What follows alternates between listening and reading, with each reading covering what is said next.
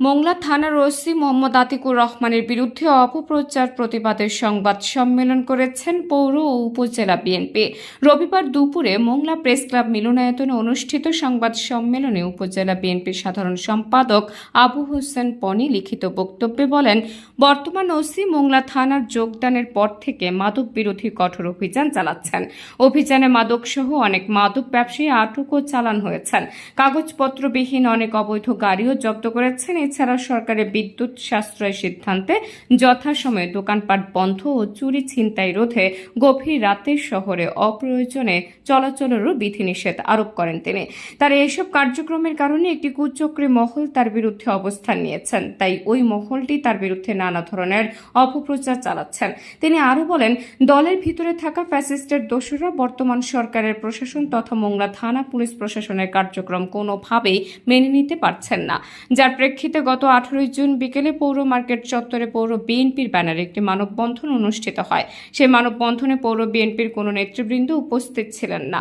বিএনপির নামধারী কিছু জামায়াতের পক্ষে কাজ করা লোকই এরই ইন্ধন যোগাচ্ছে, এতে দলের ক্ষতি হচ্ছে। এছাড়া বিগত ফ্যাসিস্টের আমলে দলের যারা আওয়ামী লীগের সাথে আতাত করে চলেছিল, তারা সেই দোসরদের ইন্ধনে এখন দলের ক্ষতি করতেও দ্বিধাবোধ করছেন না।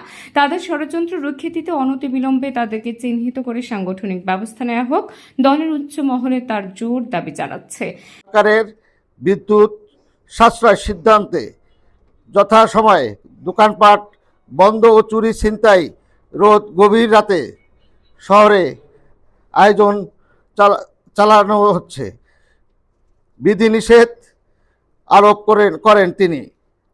তার এসব কার্যক্রমের কারণে একটি কুচক্রী মহল তার বিরুদ্ধে অবস্থান নিয়েছে, তাই ওই মহলটি তার বিরুদ্ধে নানা ধরনের অপপ্রচার চালাচ্ছে। অপরদিকে বিভিন্ন জায়গায় ফ্যাসিস্ট গুপ্ত মিছিল হচ্ছে, কিন্তু বিএনপির মধ্যে লুকিয়ে থাকা কুচক্রী মহলদের সে বিষয়ে কোনো মাথা ব্যথা নেই এবং উক্ত বিষয়ে তাদের কোনো পদক্ষেপও নেই। দলের সিনিয়র নেতৃবৃন্দের উপর কোনো আস্থা ও ভরসা না রেখে বরং তাদের অন্যান্য অমান্য করে কতিপয় বিএনপির পরিচয়াধীন সরকার পুলিশের বিরুদ্ধে মানববন্ধন করে বিএনপির ভাবমূর্তি নষ্ট করছে।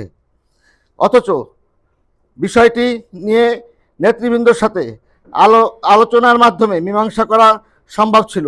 বিএনপির নামধারী কিছু জামাতের পক্ষে কাজ করা লোক এরই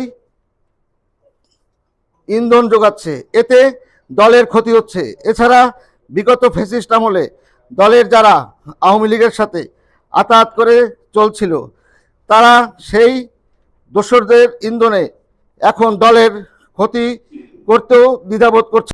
সংবাদ সম্মেলনে উপজেলা পৌর ও ইউনিয়নের বিভিন্ন পর্যায়ের নেতাকর্মী সহ দলটির সহযোগী সংগঠনের বিপুল সংখ্যক নেতৃবৃন্দ উপস্থিত ছিলেন।